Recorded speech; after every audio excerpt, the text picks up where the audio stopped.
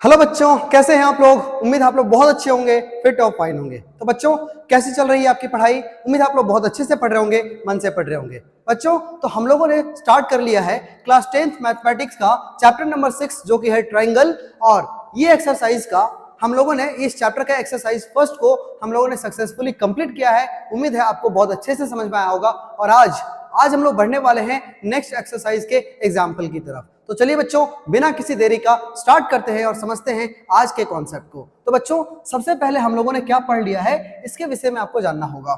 हम लोगों ने बेसिक बातें जो भी सीखी हुई हैं उनके आधार पे आज हम लोग आगे के एग्जाम्पल को कंप्लीट करेंगे। तो सबसे पहले ये देखो कि क्या पढ़ लिया है ना। हमारी क्लास ने आज क्या पढ़ लिया है इसको हम लोग समझते हैं कि आप लोगों ने पहले ही पढ़ लिया है कि समरूपता क्या होता है। एक बार आप समरूपता को समझ जाएंगे तो आपका काम हो जाएगा। देखिए, जब दो त्रिभुज आपस में एक रूप का होता है तो हम इसे समरूप कहते हैं। और यदि दो त्रिभुज यदि समरूप हो जाते हैं तो कौन कौन से कंडीशन बनते हैं ये हम लोग केवल रिवाइज कर लेते हैं। तो बच्चों, जब भी दो त्रिभुज आपस में समरूप हो जाते हैं तो इसका जो ए बी होगा वो इसके पी क्यू, मतलब याद रखना है कि संगत भुजाएं जो होती हैं, क्या होती हैं, संगत भुजाएं जो होती है बच्चों, ये हो जाता है समानुपात। ये क्या हो जाता है, समानुपात हो जाता है। जबकि जो संगत कोण होते हैं, संगत कोण जो होते हैं ये आपस में बराबर हो जाते हैं।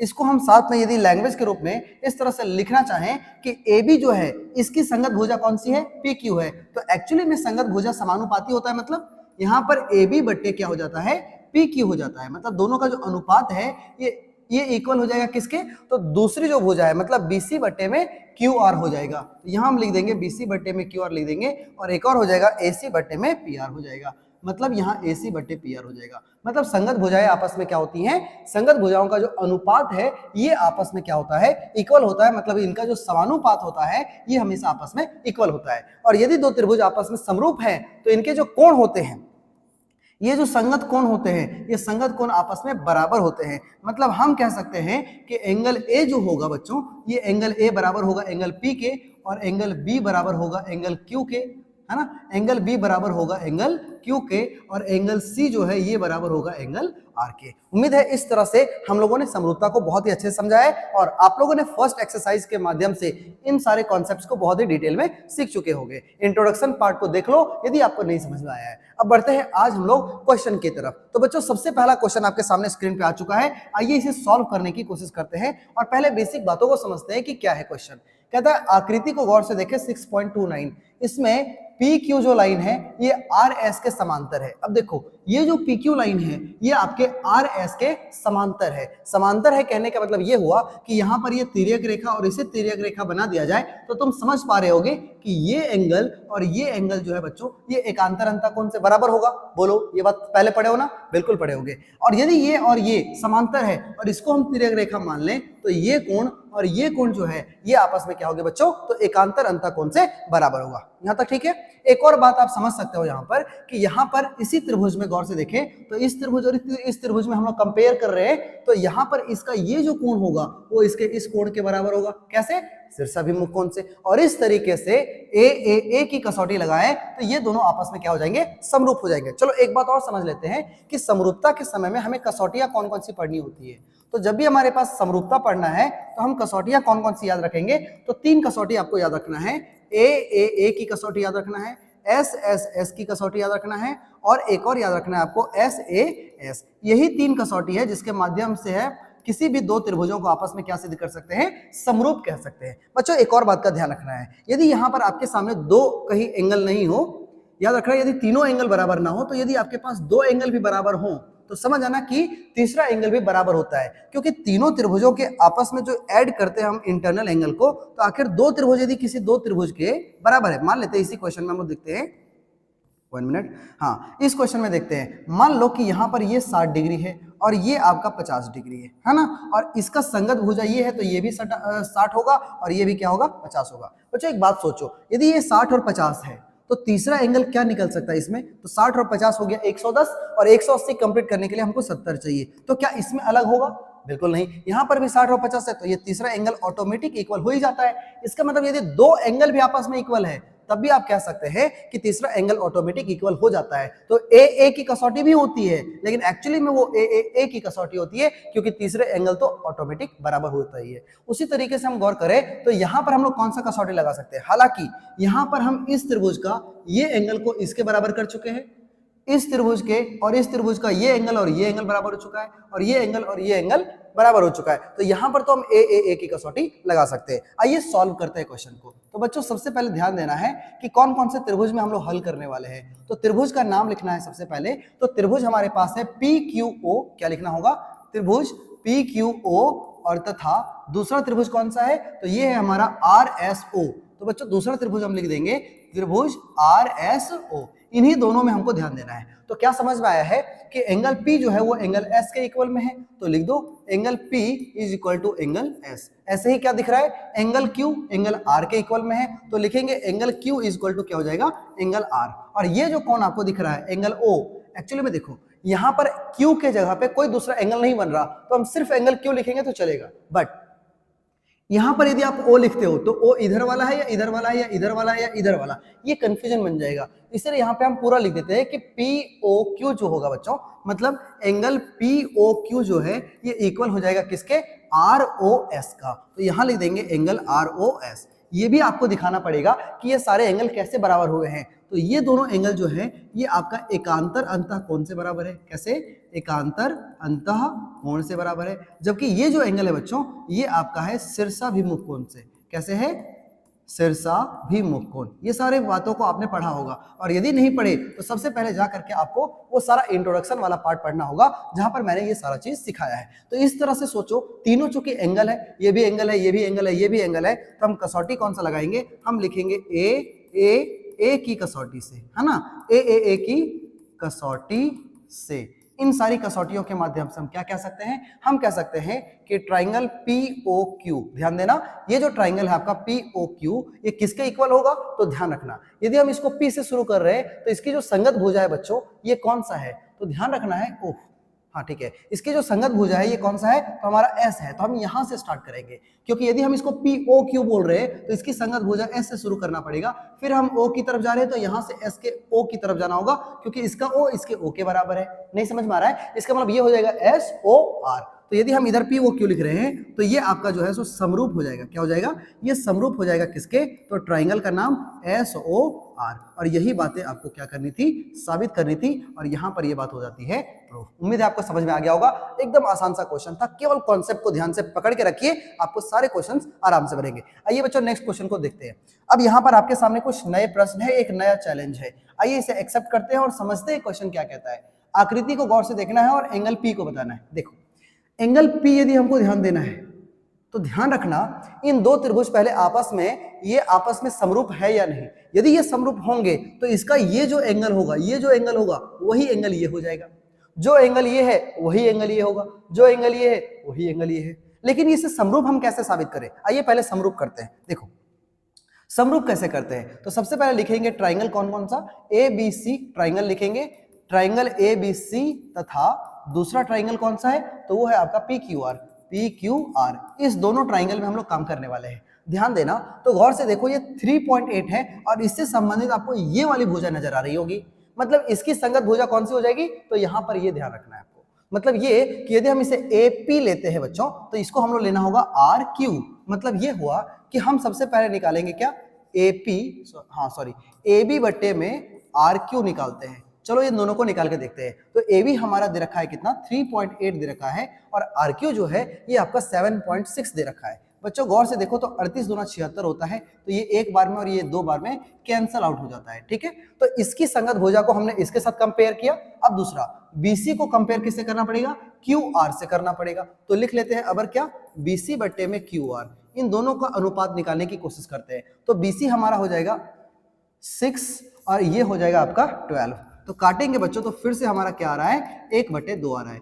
तीसरी संगत भुजा कौन सी नजर आ रही है आपको, तो AC और इसका है RP। तो यहां लिखना है AC और बट्टे में RP लिख देना है। तो AC हमारा कितना है, ये है आपका 3√3 है सर, और वो क्या है, तो वो है 6√3। क्या दिख रहा है आपको, 6√3। अब यदि √3 से √3 काट दे और इसको काटे तो यहां पर वापस क्या दिख रहा है, 1/2। अब याद करो, समरूपता की कसौटी का सबसे पहला ये याद रखना कि संगत भुजाओं का जो अनुपात होता है बच्चों, ये हमेशा आपस में इक्वल होता है। इसका मतलब इस क्वेश्चन में भी साफ साफ नजर आ रहा है कि इसकी जो संगत भुजाओं का जो अनुपात हम निकाल रहे हैं, ये अनुपात आपस में क्या है, इक्वल है। अब जब संगत भुजाओं का अनुपात इक्वल है, इसका मतलब क्या लिखेंगे कि AB बट्टे RQ बराबर हो गया किसके, BC बट्टे QR के बराबर हो गया, और बराबर AC बट्टे RP के बराबर हो गया। क्या समझ में आया? ये समझ में आया कि सर इसके संगत भुजाओं का जो अनुपात है ये क्या हो चुका है, ये दोनों आपस में बराबर हो चुके हैं। और ऐसा तभी होता है जब ये दो त्रिभुज आपस में क्या हो, समरूप हो। अतः ये बात साबित होती है, क्या साबित होती है कि ABC, जो हमारा ABC है बच्चों, ट्राइंगल ABC जो है ये समरूप है। ये क्या है, तो ये समरूप है किसके, तो यदि हम यहाँ A से स्टार्ट कर रहे हैं तो इसको R से शुरू करना पड़ेगा, हम B की तरफ जा रहे हैं तो यहाँ Q की तरफ जाना पड़ेगा, मतलब यहाँ लिखेंगे RQP।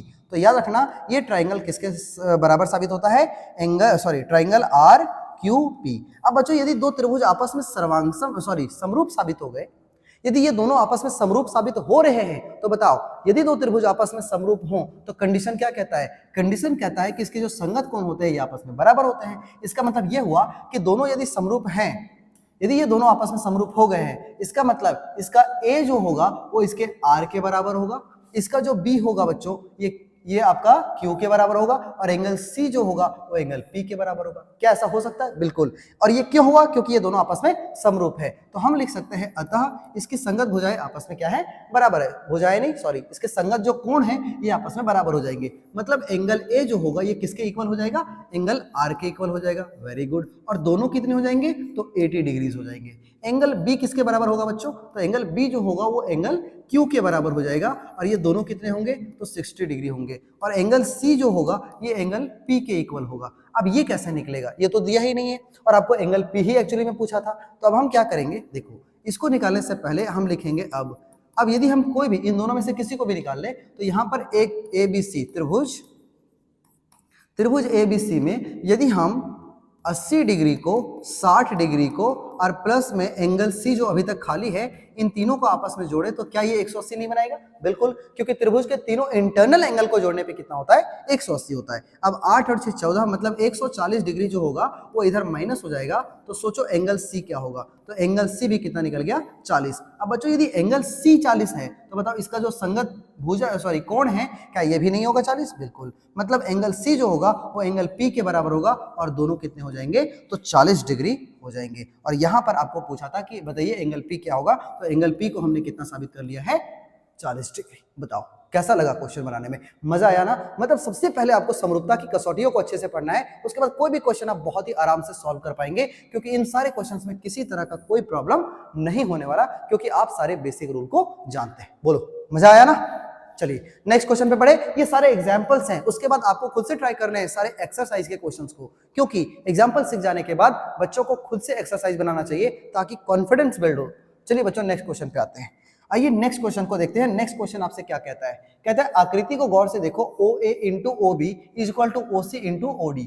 अब कहता है दर्शाना है आपको कि एंगल A एंगल C के इक्वल हो। मतलब बच्चों यहां पर ये वाला ये ट्राइंगल और इस ट्राइंगल को देखें, तो इसका जो एंगल A है, इसका जो एंगल A है वो एंगल C के इक्वल करना है ना? और क्या करना है, एंगल B को एंगल D के इक्वल करना है। अब ये तभी संभव है बच्चों जब आप जानते हो, जब दोनों ट्राइंगल को हम क्या कर पाए, बोलो क्या कर पाए, समरूप कर पाए। यदि हम इन दोनों को समरूप कर दे तो हम ऐसा कह सकते हैं कि संगत कोण जो होंगे आपस में बराबर हो जाएंगे। अब हम इसे कैसे कर सकते हैं, बताओ, बताइए, आपके पास कोई आइडिया नहीं है क्या? चलो हम देते हैं। देखो बच्चों कैसे करेंगे, सबसे पहले लिखेंगे दिया है, एक ही चीज से हमारा सारा क्वेश्चन बन जाने वाला है। दिया क्या है, तो OA into OB is equal to OC into OD, है ना? थोड़ा सा कलम के साइज को बढ़ा लेते हैं। तो बच्चों यहाँ है आपका OA, और इसको नीचे ले आएंगे तो यहाँ हो जाएगा OD। गौर से देखो, इस OD को हम नीचे लेंगे। अब आप कहोगे सर OC को भी तो ला सकते थे। देखो ध्यान रखना है, यहाँ पर OA जो होगा बच्चों ये OD के O जो OA है, यहाँ तो गड़बड़ हो रहा है भाई, OA और OD तो एक ही त्रिभुज का हो रहा है, तो OD यहाँ पे हम नहीं लिखेंगे। OA जो है इसको हम क्या करते हैं, बच्चों, तो इसे हम लोग कर देते हैं, क्या ये सही है? हाँ ठीक है। तो यहाँ हम लिखते हैं OA और OC को नीचे ले आते हैं, ऐसा हम कर सकते हैं। देखो कैसे, यदि हम ओ ए लाते हैं तो इसका ये जो भुजा है वो इसके इस संगत भुजा के बराबर हो जाएगा, नहीं सॉरी, इन दोनों का जो रेशियो होगा, मतलब इस भुजाओं का जो रेशियो होगा, इसकी संगत भुजाओं का जो रेशियो होगा, ये किसके इक्वल होगा? तो दूसरा देखो क्या है हमारे पास, तो आगे इस तरफ क्या बचा है, यहाँ ओडी बचा हुआ है और इधर से आ जाएगा क्या, ओ बी। ये क्या समझ में आया? इन दोनों को गौर से देखो, सबसे पहले तीनों सॉरी दोनों को गौर से देखने पे आपको ये पता चलता है कि अच्छा ओ ए जो होगा और ओ सी होगा, मतलब इस त्रिभुज का ये और इस त्रिभुज की ये जो भुजा होगी बच्चों, इन दोनों का जो रेशियो है वो इसके दूसरे भुजाओं के संगत, दूसरे संगत भुजाओं का जो अनुपात है, मतलब ओडी, इसका ओडी और इसका ओ बी, इन दोनों के संगत भुजाओं के रेशियो हमेशा क्या है, आपस में बराबर है। और एक काम कर लेते हैं, इन दोनों के बीच का जो ये कोण है ये आपस में तो इक्वल होंगे ही होंगे। कैसे होंगे? तो शीर्षाभिमुख कोण से। आइए ये भी लिख लेते हैं। तो ये दोनों से क्या समझ में आया, ये दोनों भुजाओं को, संगत भुजाओं का अनुपात को बराबर कर रहा है और बीच में यहाँ पर एक एंगल है, इस एंगल का नाम हम लोग लिखते हैं एंगल AOC, यहाँ लिखना है तथा, है ना, तथा एंगल AOC जो होगा बच्चों ये बराबर हो जाएगा किसके, तो एंगल AOC नहीं होगा, AO और D, मतलब ये जो एंगल है हमारा AOD ये इक्वल हो जाएगा वहां से COB के, तो यहां लिख देंगे COB। और ये कैसे हुआ है, तो ये शीर्षाभिमुख कोण से हुआ है, शीर्षाभिमुख कोण की वजह से हुआ है। अब बच्चों यदि ऐसा हो ही गया है तो सोचो, ऐसा जब हो तब हम कौन सा कसौटी लगा सकते हैं। यहाँ देखो, एक ये साइड है जो उसके इक्वल हो चुका है, इक्वल नहीं मतलब इन दोनों का रेशियो जो है वो इक्वल हो गया है इन दोनों के रेशियो का, मतलब हम पहले एक साइड को करने की कोशिश किए, फिर बीच का एक एंगल लेने की कोशिश किए, फिर दूसरे साइड को करने की कोशिश किए, तो साइड एंगल साइड, क्या हम ये कसौटी नहीं लगाएंगे? बिल्कुल यही कसौटी लगाएंगे, है ना। तो यहाँ पर जो हम कसौटी यूज करेंगे बच्चों, ये हम कौन सा लगाएंगे, तो SAS, तो लिखेंगे SAS की कसौटी से। SAS की कसौटी से क्या कर पा रहे हैं हम ये कह पा रहे हैं कि सर ट्राइंगल जो AOD है ना, ये जो ट्राइंगल है हमारा AOD, ये समरूप हो जाने वाला है किसके, तो बच्चों AO से हम यदि यहां से स्टार्ट कर रहे हैं O की तरफ आ रहे हैं तो इसकी संगत भुजा ये है, तो यहां से स्टार्ट करेंगे COB, मतलब ये जो ट्राइंगल है बच्चों ये COB के समरूप हो जाएगा। अब जैसे ही समरूप होता है, क्या आप ये बात नहीं जानते कि यदि ये त्रिभुज और ये त्रिभुज आपस में समरूप हो गया, यदि ये दोनों आपस में समरूप हो गया तो इसके जो संगत कोण होते हैं ये आपस में इक्वल होंगे, मतलब ये और ये तो हमने यहां यूज कर लिया है, तो बचे हुए जो एंगल है बच्चों, मतलब एंगल A जो होगा वो एंगल C के इक्वल हो जाएगा, क्योंकि ये समरूप हो गए तो संगत कोण बराबर होते हैं। तो लिखेंगे क्या, अतः हम ऐसा कह सकते हैं कि एंगल A जो होगा वो एंगल C के इक्वल हो जाएगा और एंगल D जो होगा वो एंगल B के इक्वल हो जाएगा, तो या एंगल B जो है एंगल D के इक्वल हो जाएगा। और यही बात को आपको क्या करना था, प्रूफ करना था, और इन्हें हमने बहुत ही अच्छे से सक्सेसफुली समझते हुए बहुत ही डिटेल में कंप्लीट कर लिया है। बताओ क्वेश्चन समझने में मजा आ रहा है ना? इस तरह से क्वेश्चंस बनेंगे, आपको ध्यान से केवल कुछ कुछ चीजों को ध्यान से देखते जाना है और सारे क्वेश्चंस एकदम हम लोग धुआं कर देंगे बच्चों। अगला क्वेश्चन क्या है देखते हैं। अगला क्वेश्चन को थोड़ा डिटेल में पढ़ेंगे हम लोग, ध्यान से समझना है, कुछ नया है कुछ बेहतरीन है। देखो क्वेश्चन कहता है कि 90 सेंटीमीटर जहां लिखा हुआ है बच्चों, ये एक्चुअली में 90 सेंटीमीटर नहीं होना चाहिए था, बल्कि हाँ वो ठीक है, ये 90 सेंटीमीटर और ठीक है, और यहाँ पर जो है 3.6 मीटर होना चाहिए, ये याद रखना, बस ये गड़बड़ था क्वेश्चन में, है ना, इसे हमको सुधारना था। और यदि आपके बुक में भी ये गड़बड़ी हो तो आप इसे सुधार लेंगे। क्वेश्चन पढ़ते हैं। क्वेश्चन है 90 सेंटीमीटर की लंबाई वाली एक लड़की, देखो बच्चों ये है 90 सेंटीमीटर लंबाई वाली एक लड़की है, ठीक है ना, और ये लड़की क्या करी है, इस बल्ब के आगे, यहाँ पर एक बल्ब लगा हुआ है, यहाँ क्या लगा हुआ है, तो एक बल्ब लगा हुआ है। आप याद रखें कि ये बल्ब है जो रोशनी लगातार बिखेर रही है, बात समझ में आ गया, ठीक है। तो कहता है इस खंभे लगे हुए, बल्ब लगे हुए खंभे के आधार के परे चले जा रही है, मतलब यहां से दूर चले जा रही है, और जाने का जो स्पीड है बच्चों ये है आपका 1.2 मीटर पर सेकेंड, मतलब यहां से जो लड़की थी इस खंभे से वो आगे की तरफ जा रही है, कितना, 1.2 मीटर पर सेकेंड की चाल से आगे बढ़े जा रही है और इस खंभे से दूर की तरफ जा रही है, ठीक है। कहता है यदि बल्ब जो है वो भूमि से 3.6 मीटर होगा, यहाँ पे 3.6 मीटर के डिस्टेंस पे है, मतलब इस तरह से हाइट पे 3.6 मीटर ऊंचाई पर है, तो 4 सेकंड के बाद उस लड़की की जो छाया है उसकी लंबाई आपको बताना है। अब बच्चों ध्यान देना, समझने लायक क्वेश्चन क्या है वो देखना है, इसमें कॉन्सेप्ट क्या है। देखो सबसे पहले तो 3.6 मीटर का ये लंबा पोल है, यहां से लगातार लड़की इस तरफ आ रही है 1.2 मीटर पर सेकंड की स्पीड से। अब समझना है गौर से, 4 सेकंड के बाद 4 सेकंड के बाद वो लड़की यहां आती है। अब यदि ये 4 सेकंड के बाद यहां आती है तो यहां के बाद इसके परछाई की लंबाई बतानी है। अब यदि कोई लड़की ऐसे खड़ा है और यहां से बल्ब का लाइट आ रहा है तो बच्चों इसका जो परछाई होगा वो इस तरह से होगा। कहीं ना कहीं आपको यहां से लेकर के यहां तक आपको निकालना है। बोलो समझ में आया ना? उसको हम लोग मान लेते हैं x। बोलो यहां तक बात समझ में आई क्या?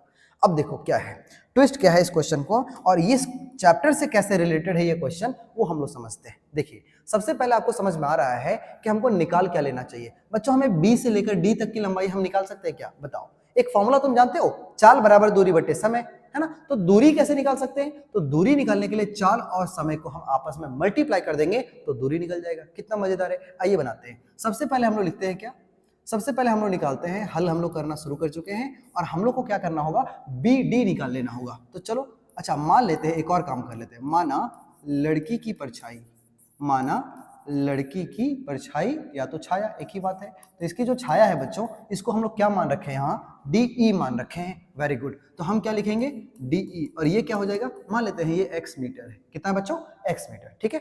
अब एक और काम कर लो ना, एक और काम कर लो। हम लोग निकालने की कोशिश करते हैं बी डी, और हमने आपको कहा है कि माना एक और चीज मान लेते हैं और यहां लिख दो, और लड़की 4 सेकेंड बाद बिंदु डी तक पहुंचती है, बिंदु डी तक पहुंचती है, और वहीं से हम लोग को क्या करना है, हम लोग को उसकी परछाई भी मापना है। तो मान लो वो डी बिंदु तक पहुंच जाती है, मतलब यहां से चलना शुरू करती है और डी तक पहुंच जाती है। तो एक बात बताना है आपको कि यहां तक जब वो गई तो यहां से यहां तक का डिस्टेंस क्या होगा। मतलब यदि हम यहां से दूरी निकालना चाहें बच्चों, और ये दूरी किसका होगा, बी से डी तक होगा, मतलब हम बी डी निकालना चाहें तो देखो एक फॉर्मूला तुमने पढ़ा है, चाल बराबर क्या होता है, तो दूरी बट्टे में समय होता है। अब यदि हम दूरी निकालना चाहें तो चाल और समय आपस में मल्टीप्लाई होगा। मतलब जब हम दूरी निकालेंगे बच्चों तो ये एक्चुअली में हम क्या कर रहे होंगे, हम चाल को और उसके समय को आपस में मल्टीप्लाई कर रहे होंगे। Very good.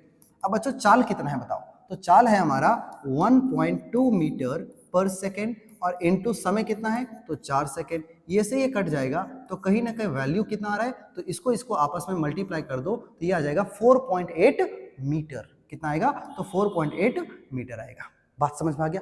अब देखो, अब यहां से क्या करना है, देखिए अब आप लोग को एक्चुअली में क्या करना होगा, इन दोनों ट्राइंगल को आपस में समरूप साबित करना पड़ेगा। अब कौन से दो ट्राइंगल, एक लेना होगा आपको ए बी ई बड़ा वाला, देखो ए बी ई एक बड़ा वाला लेना होगा, और एक इसके समरूप, उसी के रूप के जैसा सी डी ई, इसको आपको समरूप दिखाना है बच्चों। अब इसके लिए मैंने आपके लिए क्या किया है, देखो एक व्यवस्था, मैंने आपके लिए ये जो है, ये छोटा सा ट्राइंगल, इसको मैंने अलग कर लिया है। ये एक्चुअली मैंने यहीं से उठा के लाया हुआ है, जो सेम है बिल्कुल। देखो C जो है वो D के साथ और E के साथ बिल्कुल मैच कर रहा है, तो कहीं ना कहीं आपको इसको इसके साथ कंपेयर करना है। तो अब हम चलो, आपको अच्छे से समझ में आया इसीलिए मैंने अलग कर दिया है। अब हम लोग क्या करेंगे, दो ट्राइंगल लेंगे। कौन सा, पहले लेंगे ट्राइंगल ABE और तथा ABE, देखो कहाँ है ABE, ये बड़ा वाला, और दूसरा है CDE। कौन सा लेंगे, ट्राइंगल CDE, और इन दोनों में हम लोग क्या करना चाहेंगे, इसको समरूप करने की कोशिश करते हैं। कैसे कर सकते हो बताओ, कोई उपाय है तुम्हारे पास? तो सबसे पहले यदि तुम इसको समरूप करना चाहते हो तो ध्यान देना, सबसे पहले ध्यान ये देना है आपको कि हम कैसे इसको समरूप कर सकते हैं। तो आपके पास कुछ है क्या, देखो सबसे पहले समरूप करने के लिए आप गौर से देखोगे, यदि हम इसको वहां ले जाएं, यदि हम इसको यहां ले जाते हैं तो गौर करो, यहां पर देखो एंगल ई जो होगा बच्चों, ये जो एंगल ई है, एंगल ई, वो इस बड़े वाले ट्राइंगल के एंगल ई के समान है। इसका मतलब क्या समझ में आया कि यहां पर एंगल ई जो होगा वो इस एंगल ई के बराबर होगा। मतलब बड़े वाले ट्राइंगल के लिए इस छोटे वाले ट्राइंगल दोनों कॉमन है, दोनों समान है। अब जब दोनों समान है तो हम क्या लिख सकते हैं कि एंगल ई जो होगा ये एंगल ई के समान होगा, और ये एक्चुअली में क्या है, तो उभयनिष्ठ तो नहीं कह सकते हम इसको, हम यहाँ लिख देंगे कि ये बराबर कोण है ना। दोनों कौन कौन है, बराबर, दोनों ट्राइंगल के लिए काम आ रहा है। तो एंगल ई बराबर हो गया। दूसरा बात देखते हैं, इसका यहाँ पर एंगल डी जो होगा और यहाँ पर इसका जो एंगल बी होगा, ये भी आपस में क्या होंगे, तो बराबर होंगे। कैसे, क्योंकि दोनों 90 डिग्री है। अब यहाँ पर हम लिखेंगे angle B is equal to angle D, और दोनों कितने हो रहे हैं, 90 हो रहे हैं, इसलिए दोनों आपस में बराबर है। अब एक बात बताओ, कौन सी कसौटी लगा सकते हो? मैंने आपको जब यहाँ पर इसका हम लोगों ने पढ़ रहा था कि हम लोग जब इसके बारे में डिस्कशन कर रहे थे कि दो त्रिभुज जब आपस में सर्वांसम होते, समरूप होते हैं, बार बार सर्वांगसम नहीं, समरूप होते हैं। जब भी दो त्रिभुज इस तरह से समरूप होते हैं बच्चों, तो क्या समझ में आता है कि जो संगत भुजा संगत कोण जो होते हैं ये आपस में बराबर होते हैं। ये बातें समझ में आ रही है। अब सोचो, यदि दो एंगल आपस में बराबर है, संगत कोण बराबर ऑलरेडी है, तो क्या हम इन दोनों को समरूप नहीं कह सकते? बिल्कुल कह सकते हैं। उल्टा सोचो ना, यदि ये समरूप है तो ये बराबर हो रहे हैं, और यदि ये बराबर है तो क्या ये समरूप नहीं होंगे? बिल्कुल होंगे। अब आप कहोगे सर सिर्फ दो एंगल, क्योंकि इस क्वेश्चन को जहां हम सॉल्व कर रहे हैं यहां पर सिर्फ और सिर्फ हम लोग देख रहे हैं कि सर दो ही एंगल तो है, दो ही एंगल को हम आपस में बराबर कर रहे हैं। तो यही तो मैं आपको सिखा रहा था शुरुआत में कि यदि दो एंगल भी आपस में बराबर हों, यदि दो एंगल भी आपस में बराबर हों, तो क्या ये तीसरा एंगल बराबर नहीं हो जाएगा? ऑटोमेटिक हो जाएगा। तो यदि दो भी दिया है ना, तो आप ए की कसौटी लगा करके आप इसे समरूप कर सकते हैं बच्चों, इसमें कोई दिक्कत वाली बात नहीं है। तो यहां पर हम क्या लगा देंगे अब? ए की कसौटी से, ए की कसौटी से किसको? इसको। तो हम यहां कहेंगे कि सर ए बी ई जो है, क्या कहेंगे? ट्राइंगल ए बी ई जो है ये समरूप हो गया किसके? तो ये हो गया सी डी ई के। तो यहां लिखो ये सी डी ई के जो है वो समरूप हो गया। अब जैसे ये दोनों आपस में समरूप होते हैं बच्चों, तुम्हारे पास तो गजब की अथॉरिटी आ जाती है। कैसी अथॉरिटी सर? देखो, तुम्हारे पास ये अधिकार आता है कि तुम कह सको कि सर बड़ा वाला जो त्रिभुज है ना, ये बड़े वाले त्रिभुज की ये जो भुजा है, ये भुजा, ये छोटे वाले के इस भुजा, क्योंकि ये दोनों संगत भुजा है, संगत भुजा का जो रेशियो है ये बराबर हो जाएगा, क्योंकि अब तो ये समरूप है। नहीं, ऐसा हम बिल्कुल कह सकते हैं। इसका मतलब हम कह सकते हैं कि ए बी जो होगा और सी डी का जो रेशियो होगा ये बराबर होगा किसके? तो इसका नीचे वाला डी ई और इसका नीचे वाला बी ई। अब बच्चों ध्यान से समझना, अब ऐसा है इसीलिए हम लिखेंगे अतः हम क्या कर सकते हैं? तो इसकी संगत भुजा है ए बी, है ना, और ए बी के रेशियो में कौन आएगा? तो इसका आएगा सी डी, छोटी भुजा। और ध्यान रखना यहाँ पर इसके नीचे में कौन है? तो यहाँ है बी ई। क्या है? B E. और यहाँ क्या है? तो डी ई है। इन दोनों की संगत भुजा आपस में, संगत भुजाओं का जो अनुपात होगा ये बराबर तो होगा ही होगा, क्योंकि ये समरूप है। अब समझो कि ए बी हमारा कितना है? तो ए बी हमारा दे रखा है कितना? 3.6 मीटर, 3.6 मीटर। और ये हमारा कितना है? तो ये आपका है 90 सेंटीमीटर। अब बच्चों ये 90 सेंटीमीटर है। यदि इसको मीटर में कन्वर्ट करना हो, यदि ये सेंटीमीटर में है और यदि इसको मीटर में हम कन्वर्ट करना चाहें, मीटर में लाना चाहें, तो इंटू 100 करना पड़ेगा, मतलब इसको भागा करना पड़ेगा, लेकिन भागा तो ऊपर चले जाएगा। इतनी बातें समझ में आ गई क्या? अब देखो क्या कर सकते हैं, यहाँ पर बी ई कितना है? बी से लेकर ई तक कहीं जाना होगा, तो ये होगा कितना? देखो यहाँ से बी से लेकर डी तक का डिस्टेंस हमने निकाला है पहले ही, ये है आपका 4.8। मतलब यहाँ पर जो हम बी से ई तक निकालेंगे ये आपका होगा 4.8, और प्लस में ये जो एक्स आपको दिख रहा है इतना मीटर। और बच्चों यहाँ पर डी ई क्या है? तो डी ई वही है, ये भी है एक्स ही, तो हम नीचे में सिर्फ क्या लिख देंगे? एक्स लिख देंगे। बात समझ में आ रहा है? अब सिर्फ कैलकुलेशन है, फिर हम लोग का क्वेश्चन ऑलमोस्ट कंप्लीट हो जाएगा। देखिए अब हम क्या करेंगे, अब हम कुछ नहीं, सिर्फ कैलकुलेशन है। यहाँ से यहाँ काट देते हैं, पॉइंट उड़ा देंगे, नीचे जीरो आएगा, 2 जीरो से 2 जीरो कैंसिल हो जाएगा, और 9 से काट देंगे बच्चों 4 बार में, 9 चौके 36। यहाँ क्या कर सकते हैं? तो यहाँ पर अभी आपके पास करने के लिए कुछ भी नहीं है। आगे बढ़ते हैं तो क्या बन जाता है ये ध्यान देना है बच्चों। ये x को यहाँ गुना कर देते हैं, तो ये x यहाँ हो जाएगा, तो बन जाएगा 4x, और ये प्लस का इधर आ जाएगा तो हो जाएगा माइनस का x, और बराबर में हो जाएगा बच्चों 4.8।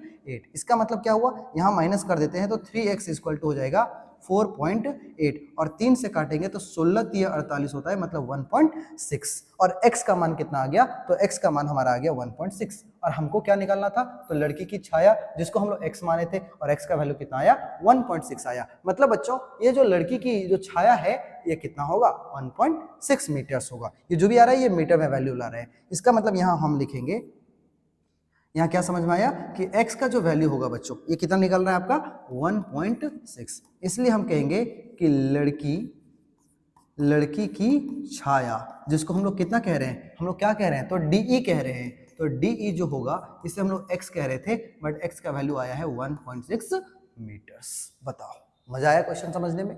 देखो बहुत ही आराम से मैंने आपको समझाने की कोशिश किया है। यदि आपको नहीं समझ में आता है तो आप एक बार फिर से रिप्ले करो, वापस पीछे जाओ, दोबारा मेहनत करो, क्यों नहीं आएगा समझ में? बहुत ही आराम से आएगा। और ये चैप्टर जो त्रिभुज का चैप्टर है, इसे बहुत बच्चे का कमेंट था कि सर इसमें बहुत डाउट है या ये है वो। जनरली बच्चे इसमें फंसते हैं, इसीलिए मैंने इसे बहुत ही बारीकी से और धीरे धीरे पढ़ाने की कोशिश किया है। देखो टाइम लगेगा, कोई दिक्कत नहीं है, लेकिन हम लोग बेहतरीन ढंग से स्टडी करेंगे, यही तो मेरा कॉन्सेप्ट है बच्चों। चलिए आगे बढ़ते हैं। एक और क्वेश्चन हमारे सामने है, तो इसे भी हम लोग कंप्लीट कर देते हैं, है ना। देखो भाई क्या है, तो कहता है सबसे पहले आप आकृति देख लो आकृति सामने है।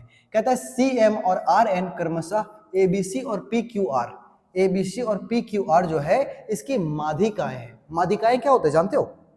माध्यिकाएं क्या होती है ये पहले समझना होगा ना। तो सर माध्यिकाएं किसको बोलते हैं? जो किसी भी ट्राइंगल को बीचों बीच में डिवाइड कर दे, और सिर्फ ये इसी को डिवाइड ना करे बल्कि नीचे वाला जो बेस लाइन होता है इसको भी बीचों बीच में काट दे। अब जब ये बीचों बीच में काटेगा तो ये जो होगा वो इसके बराबर होगा। बोलो होगा कि नहीं, बताओ जल्दी से।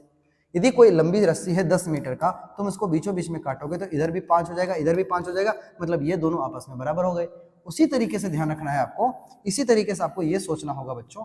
ये आपको समझना है, क्या समझना है कि यहाँ पर माध्यिका का मतलब ये हुआ कि ये बेस लाइन को भी क्या कर रहा होगा, बीचों बीच में काट रहा होगा, और इसके वजह से हम कहेंगे कि सर ये जो होगा वो इसके बराबर होगा और ये जो होगा वो इसके बराबर होगा। बोलो सही बात है कि नहीं? आगे बढ़े। अब देखो बनाते कैसे है बच्चों, सिद्ध क्या करना। एक और बात है, आपको ABC और PQR इसकी जो बड़ी भुजा है, सॉरी ये जो बड़ा त्रिभुज है, इस बड़े त्रिभुज के समरूप है। अब जब समरूप है तो तुम्हारे पास तो अथाह इंफॉर्मेशन है, तुम्हारे पास तो ढेर सारी चीजें हैं पहले से। अब देखो क्या है, आइए बनाते हैं। सबसे पहले लिखेंगे क्या, दिया है, बहुत प्यारा सा लिखना है, दिया है। क्या दिया है भाई? तो दिया है कि त्रिभुज ABC जो है ये ऑलरेडी समरूप है किसके? तो त्रिभुज PQR इसके ऑलरेडी समरूप है। जैसे इसने समरूप कह दिया, तुम्हारे पास क्या अधिकार है? तुम ऐसे कहोगे अच्छा ऐसा बात है क्या कि ABC जो है वो PQR के समरूप हो गया। ओहो हो, इसका मतलब संगत भुजाओं का अनुपात बराबर होगा। संगत कोण, सॉरी गलत बात, नहीं ठीक बात है ना। संगत भुजाओं का जो अनुपात है बच्चों ये बराबर होगा, और संगत कोण जो होगा वो भी बराबर होगा। आओ करने की कोशिश करते हैं। यदि ABC PQR के समरूप हुआ मतलब पूरा AB पूरा PQ के AB बट्टे PQ, देखो हम कर क्या सकते हैं, AB बट्टे PQ को हम बराबर लिख सकते हैं BC बट्टे QR, और बराबर लिख सकते हैं AC बट्टे QR। सॉरी QR तो हो गया भाई BC के, वापस से AB जो होगा वो PQ के, और BC जो होगा वो QR के, और जो AC होगा बच्चों ये RP या PR, कुछ भी बोलो, ये PR है ना बच्चों। तो इस तरीके से इन तीनों का जो अनुपात होगा, संगत भुजाओं का जो अनुपात होगा, ये आपस में क्या है, बराबर है। ठीक है ना। और क्या कह सकते हो, संगत कोण भी बराबर होगा सर, और मतलब एंगल जो A है बच्चों ये हो जाएगा एंगल P के, है ना, एंगल P के बराबर हो जाएगा, बिल्कुल सही बात है। और एंगल जो B है ये एंगल Q के बराबर हो जाएगा, और एंगल C जो है वो एंगल R के बराबर हो जाएगा। ये कहाँ से पता चलता है जानते हो? यहाँ से भी तुम पता कर सकते हो। कैसे? आओ थोड़ा सा सिखाता हूँ। AB जो होगा वो AB और PQ का जो रेशियो होगा ये बराबर होगा BC और QR के रेशियो के बराबर होगा, और AC और PR के रेशियो के बराबर होगा। साथ ही साथ angle A, angle P, angle B, angle Q और एंगल C, एंगल R के बराबर होगा। बताओ, इतना सारा इंफॉर्मेशन तो सिर्फ समरूपता को देख करके ही पता चल जाता है। क्या ये बातें समझ में आ रही हैं? बिल्कुल आ रही हैं सर। अब देखो क्या कर सकते हैं, ये सारा ना आपके पास अथाह इंफॉर्मेशन हो गया। इस इंफॉर्मेशन को ना एकदम जुगाड़ करके रखना है, संभाल करके रखना है। Information number 1, information number 2। अब देखो क्या करना है, अब तो तुम्हारा मेन काम शुरू होता है। क्या? देखो तुमको कहता है कि AMC और PNR को समरूप करो। AMC का मतलब होता है ये वाला ट्राइंगल, और PNR का मतलब होता है ये वाला ट्राइंगल। दोनों को जब हमें आपस में समरूप साबित करना है तो हम क्या कर सकते हैं बताओ? सबसे पहले संगत भुजा कौन कौन सा है जिसे तुम कह सकते हो हाँ सर ये जो है वो समरूप, इनकी भुजाएं ऑलरेडी पहले से है। तो बच्चों गौर से देखो, इसका AC जो है वो इसके बराबर नहीं है क्या? बताओ। बराबर मतलब उनकी भुजाओं का जो रेशियो है क्या ये इक्वल नहीं था? एक बार फिर से समझते हैं। यदि हमको ये वाला ट्राइंगल और इस वाले ट्राइंगल पर ध्यान रखना है, यदि इस वाले ट्राइंगल पर ध्यान रखना है तो इसका ये जो है और इसका जो रेशियो है बच्चों ये इक्वल था। मतलब देख लो यहाँ AC और PR, यहाँ देखो AC और PR ये दोनों इक्वल था ना बाकियों के। किसके बराबर था? तो देखो इस ट्राइंगल को बनाते समय एक ये यूज हो रहा है और एक ये यूज हो रहा है, पूरा AB यूज हो रहा है क्योंकि AB इसके PQ के रेशियो के बराबर था। लेकिन हमें सिर्फ इसका आधा काम करना है। आ जाओ करने की कोशिश करते हैं। अब देखो कौन सा लिखना है, तो लिखेंगे ट्राइंगल AMC तथा एक और ट्राइंगल कौन सा लेना है? एक और ट्राइंगल लेना है PNR, है ना। इन दोनों ट्राइंगल में हम लोग काम करेंगे।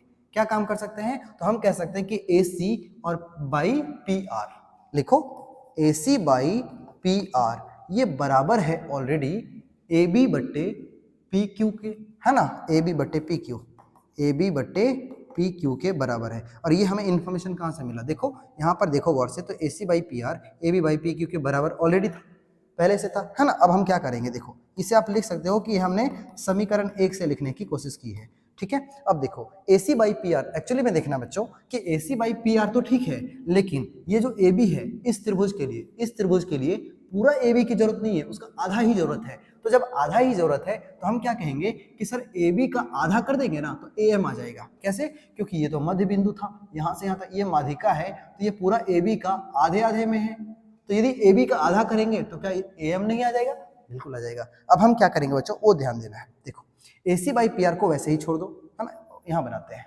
बढ़िया से। तो यहाँ पर हम यदि बनाने की कोशिश करें तो यहाँ है कि A C by P are को ऐसे ही छोड़ देते हैं, और यहाँ पर देखो तो ए बी का आधा कर दो और पी क्यू का भी आधा कर दो। तो यहाँ हम क्या करेंगे, ए बी बटे 2, और फिर हम क्या कहेंगे कि सर पी क्यू बाई 2 कर देते हैं। क्या कर देते हैं, तो पी क्यू बाई 2 कर देते हैं। तो यहाँ हम लिखेंगे बच्चों पी क्यू और डिवाइड बाई 2, ठीक है। अब यदि तुम ऐसा करते हो तो बताओ, ए बी का आधा कर देंगे, ए बी का यदि बटे 2 किया गया है तो मतलब उसका आधा करना है, तो ए बी का आधा करेंगे तो ए एम, जिस त्रिभुज के लिए हमें जरूरत पड़ेगा, तो हम लिखेंगे कि A C by P R बराबर क्या हो गया है, तो ए क्या होगा बताओ बताओ, यहाँ ए एम हो जाएगा, ए एम, ठीक है। और यदि हम पी क्यू का आधा करेंगे तो ये पी एन काम आएगा, तो यहाँ लिख दो पी एन। बात समझ में आया। अब देखो तुम किसका इस्तेमाल करोगे, सबसे पहले ये बात समझ में आ गया है कि AC जो होगा वो इसके इन दोनों का रेशियो बराबर हो रहा है, किसके, इन दोनों के रेशियो के बराबर हो रहा है। गौर से देखना, वापस से दिखाता हूँ, कोई दूसरा कलर यूज करता हूँ। देखो इसका और इसका रेशियो ये बराबर हो चुका है, इसका और इसके रेशियो के बराबर हो चुका है। और बताओ क्या ये कोण और ये कोण ऑलरेडी बराबर नहीं था, देखो A और P ऑलरेडी बराबर नहीं था, बिल्कुल बराबर था। मतलब ये दो भुजाएं हो गई और बीच का कोण हो गया, तो हम यहाँ लगा देंगे एस ए, एस से इन दोनों को समरूप साबित कर देंगे। अब हम क्या कहेंगे, ये दोनों तो भुजाओं का अनुपात हो गया, लिखेंगे और तथा एक और बात है बच्चों जो हम यूज कर सकते हैं यहाँ पर, एंगल ए जो है वो एंगल पी के बराबर है, तो लिखेंगे एंगल ए बराबर क्या हो जाएगा, एंगल पी, जो कि ऑलरेडी हम पहले से देख रहे थे। ये हम लिख सकते हैं समीकरण नंबर 2 से ऐसा बन रहा है, गड़बड़ हो जाता है भाई, समीकरण नंबर किससे, तो 2 से हमने ऐसा लिखा है। अब एक बात बताओ, क्या दिखा आपको कि दो भुजाओं का रेशियो बराबर हुआ और बीच का एंगल बराबर हुआ, तो हम लगा देंगे क्या, एस ए एस की कसौटी से, एस ए एस की कसौटी से हम लोग किसको तो ट्राइंगल ए एम सी इसको बराबर कर देंगे पी एन आर के, है ना, सॉरी बराबर नहीं, समरूप कर देंगे पी एन आर। और इस तरीके से ये दोनों जो फर्स्ट क्वेश्चन का जवाब आपको देना था ये आपने सक्सेसफुली दे दिया, ठीक है। इसको हम प्रूफ कर चुके हैं बच्चों। अब क्या करना है सोचो, C M by R N बराबर A B by P Q करना है। तो ये पहला क्वेश्चन तो आपने बना दिया है, अब बनाते हैं दूसरा क्वेश्चन, ठीक है। पहला आपने प्रूफ कर दिया, यहाँ आप प्रूफ लिखो, ठीक है ना। अब देखो हम क्या करते हैं, अब गौर करना, यदि ये दोनों आपस में समरूप हो चुका है, मतलब ये और ये आपस में समरूप हो चुका है, और ये इन दोनों का देखो इसका और इसका रेशियो और इसका रेशियो बराबर हो गया है, तो क्या ये तीसरी भुजा इस तीसरी भुजा का रेशियो आपस में बराबर नहीं हुआ होगा, बिल्कुल हुआ होगा, है ना। मतलब क्या समझ में आया, हम ऐसा भी लिख सकते हैं, अब हम ऐसा लिख सकते हैं कि चूंकि ये दोनों आपस में क्या हो चुके हैं, समरूप हो चुके हैं, लिखेंगे चूंकि, वापस से लिख दो, चूंकि ए एम सी समरूप हो चुका है ट्राइंगल पी एन आर का, इसीलिए हम लिखेंगे कि ए सी जो है, क्या लिखेंगे बच्चों, ए सी बट्टे इसका A C by P R, A C by P R ये किसके बराबर हो गया होगा, ये बराबर हो चुका होगा C M by R N, ठीक है, या तो एम सी ही लिख दो, M C divide by N R, ये तो ऑलरेडी हो चुका होगा, ये तो आप समझ पा रहे होंगे। तो यहाँ देखो, ठीक है, इतना ठीक है, कोई बात नहीं, चलेगा। फिर से हम बनाते हैं। अब हम क्या कर सकते हैं, A C by P R और M C by R N ये ऑलरेडी इक्वल हो चुका है, ठीक है। और हम लोग क्या जानते हैं, और हम लोग क्या जान सकते हैं, इसी को आधार बनाते हुए इसी के बराबर में क्या हो गया होगा अभी तक, देखो एक इसका रेशियो बराबर हो गया, इसका रेशियो बराबर हो गया, तो इसका और इसका रेशियो भी हमने बराबर कर दिया। अब बताओ क्या ऐसा हो सकता है, सोचो, क्या तुम ऐसा सोच सकते हो कि A C by P R और इसका पूरा A B by P Q, क्या इसको रेशियो ऑलरेडी बराबर नहीं था, यहाँ देखो ए सी बटे पी आर बराबर A B by P Q, तो हम यहाँ क्या लिख देंगे बच्चों, यहाँ हम लिख देंगे कि A C by P R बराबर A B by P Q, ये ऑलरेडी समीकरण नंबर 1 से हमने यहाँ पे लिखा हुआ है। समीकरण 1 से, और इसे आप मान लेते हैं समीकरण नंबर 3 और इसे मान लेते हैं समीकरण नंबर 4। तो समीकरण नंबर 3 और 4 से, समीकरण 3 और 4 से ये बात पता चलता है कि यदि AC बाई पी आर के बराबर में ये भी है और AC बाई पी आर के बराबर में ये भी है, इसका मतलब जब लेफ्ट साइड इक्वल है तो राइट साइड भी क्या हो जाएगा, इक्वल हो जाएगा। अतः हम क्या लिखेंगे बच्चों, हम ये लिखने की कोशिश करेंगे कि MC बाई NR ये बराबर हो जाएगा किसके, AB बाई PQ के बराबर हो जाएगा। और देखो सेकंड क्वेश्चन में हमें यही दिखाना था, MC बोलो या CM लिखो एक ही बात है, तो MC बाई NR या RN उल्टा है कोई दिक्कत नहीं है, और बराबर AB बाई PQ। तो बच्चों यही बात हमें साबित करना था और सेकंड क्वेश्चन को हम लोगों ने सक्सेसफुली प्रूफ कर दिया है। बताओ कैसे कैसे, क्या समझ में आ रहा है ना। और सबसे लास्ट वाला जो प्रश्न है इसे भी हम लोग कंप्लीट करते हैं। देखो कैसे, CMB मतलब ये जो छोटा वाला दिख रहा है, अब हमें थोड़ा सा क्लीन करना होगा। आप लोग 1 मिनट का वक्त दीजिए, मैं इसे क्लीन कर देता हूँ, है ना, ऐसे, ताकि समझने में कोई इश्यू ना आ जाए।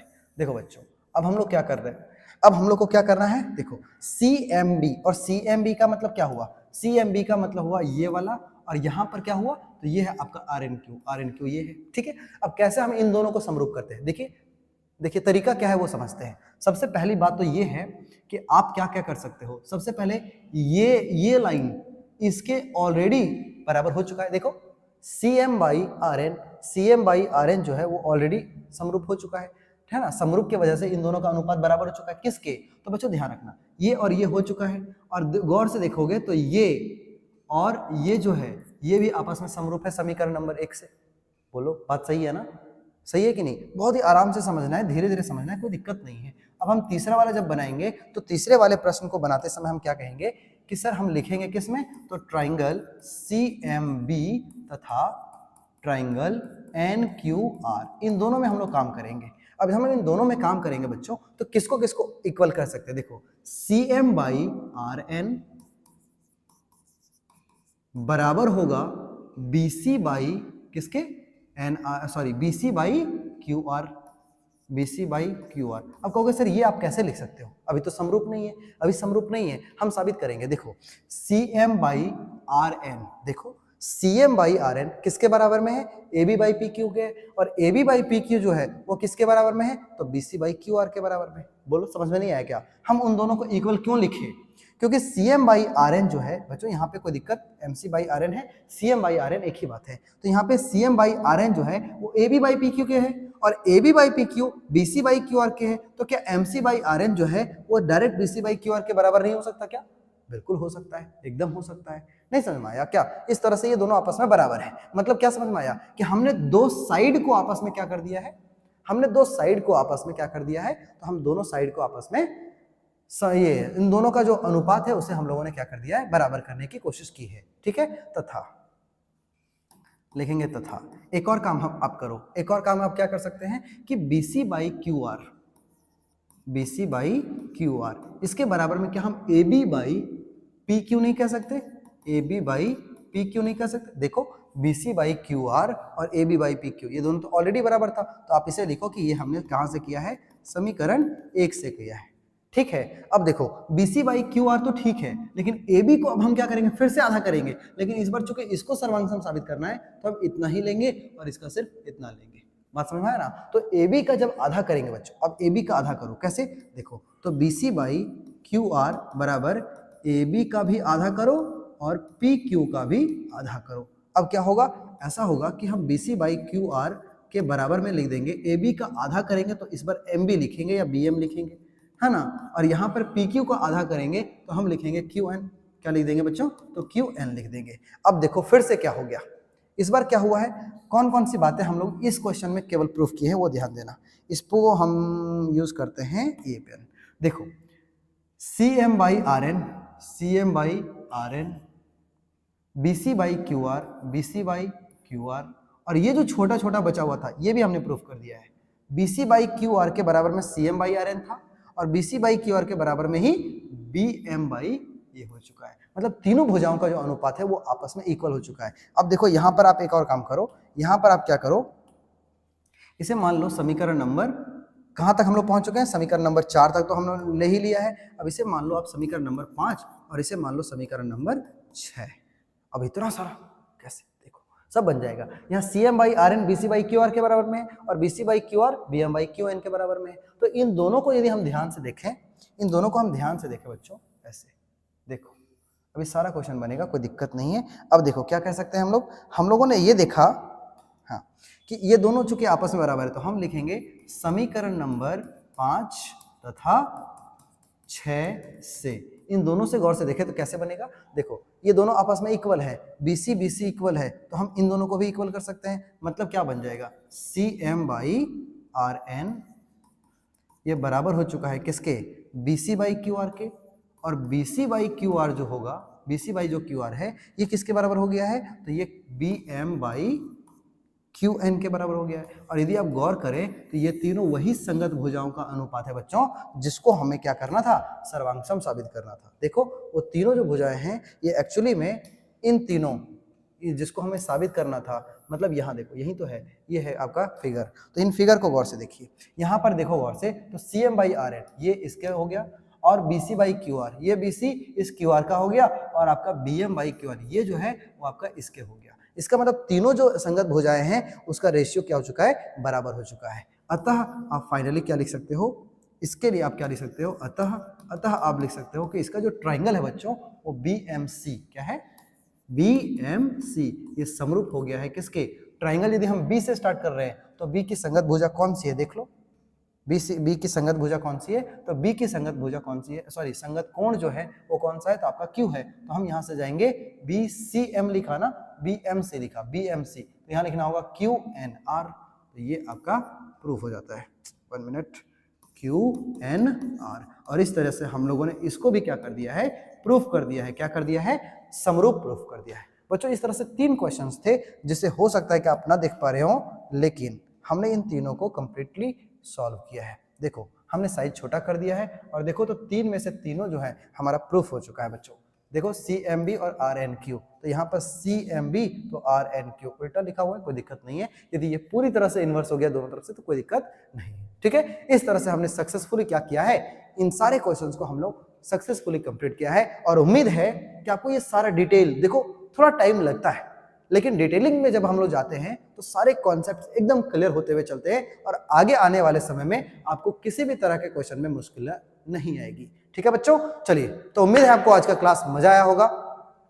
सारे कॉन्सेप्ट्स बहुत ही अच्छे से हमने सीखा है, और जितने भी क्वेश्चंस अब आपके आगे एक्सरसाइज में हैं उसे आप लोग बनाने का प्रयास करिए। फिर से मैं आपको कहना चाहूंगा कि यदि आप क्लास में लास्ट तक हैं और यदि आपको क्लास से कुछ बेनिफिट हुआ है तो चैनल को अभी सब्सक्राइब कर ले और जुड़ जाए हमारे साथ, ताकि ऐसे ही मजेदार कॉन्सेप्ट को हम लोग आगे की तरफ पढ़ते चले जाएं। चलिए बच्चों, मिलते हैं नेक्स्ट क्लास में फिर से इसके एक्सरसाइज के क्वेश्चंस के साथ। तब तक के लिए थैंक यू वेरी मच।